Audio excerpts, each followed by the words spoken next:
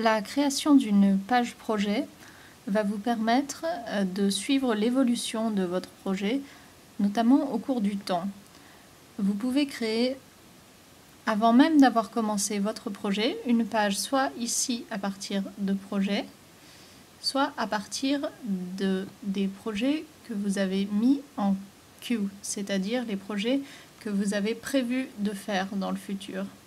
Ici, j'ai prévu de faire le Shall Wave.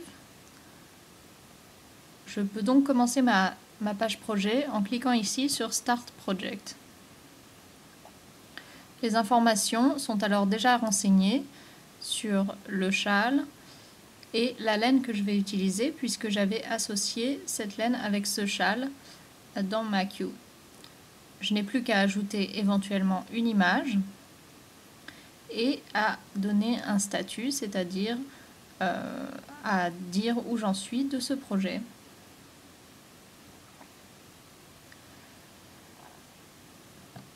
Pour vous montrer comment créer une page projet à partir de rien, je vais supprimer ce projet sans titre.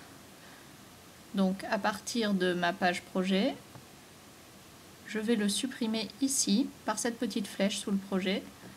Delete this project. On me demande si je veux le supprimer pour toujours. Je dis oui. Et il disparaît. Je vais maintenant rajouter le même projet à partir de Add Project. Je lui donne un nom, Wave. Je dis qu'il vient de Ravelry.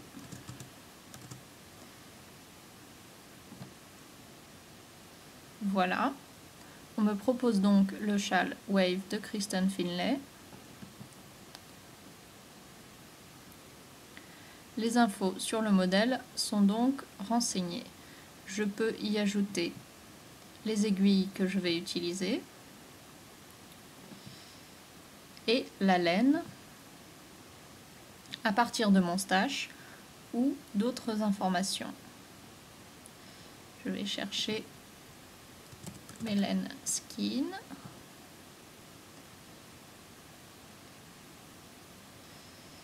Voilà. Je vais utiliser la Night. Je ne sais pas encore si je vais utiliser tous les chevaux ou juste une partie, donc je laisse le total vide. Si j'utilise la moitié de les chevaux, j'écrirai 0,5 et je saurai ainsi que j'ai utilisé la moitié de mon écheveau, il m'en reste donc la moitié. Sur une page projet, l'important est de mettre une date de départ. Nous sommes le 18 août 2012. La date de fin sera ajoutée ensuite. Vous pouvez mettre l'état de la progression. Ici, les petits smileys vous proposent de donner votre avis, ce que je fais toujours à la fin, sur le modèle, ainsi que sur la laine utilisée ici avec les étoiles. Et on note ici la difficulté de ce modèle. Toutes ces informations seront utiles aux autres personnes qui ont fait également ce projet. Une fois que tout est rempli, n'oubliez pas d'enregistrer les changements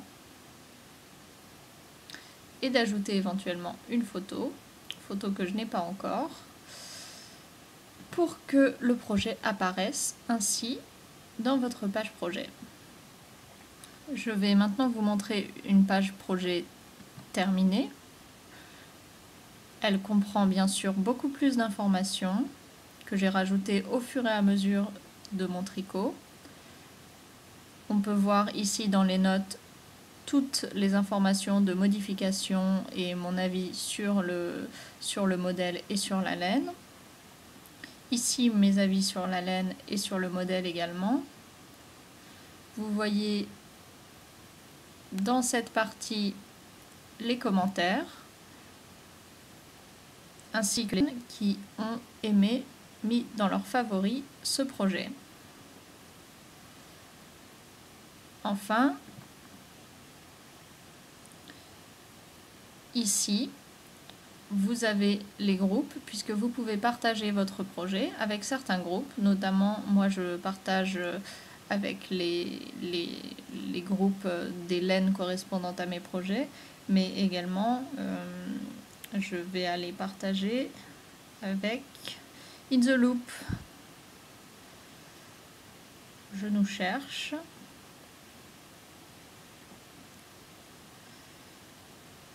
Et je ne nous trouve pas. Je pense que c'est déjà fait. Voilà, In the Loop Webzine. Ce partage permet de faire apparaître les images de votre projet dans le groupe In the Loop.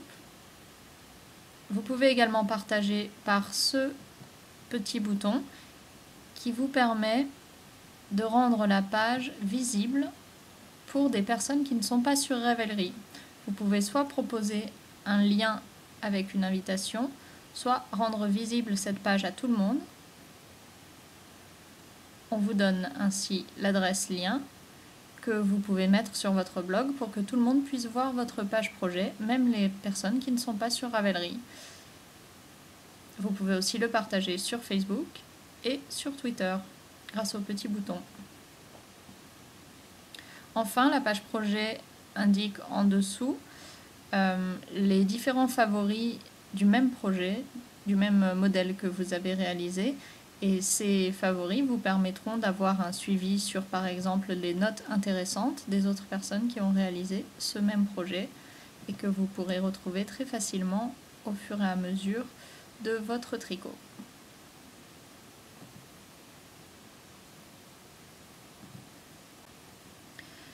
Il est important de noter que, comme pour le stash, les photos de vos projets doivent être soigneusement choisies, créditées à votre nom si vous les avez prises ou au nom de la personne qui a pris ces photos. Et vous pouvez bien entendu les réorganiser à votre guise et les recadrer, ce qui est toujours utile, toujours important de montrer la meilleure photo possible, notamment la première qui doit être celle qui donne le plus envie et qui sera légèrement recadrée par Ravelry lorsque votre projet s'affichera notamment dans les favoris de vos amis.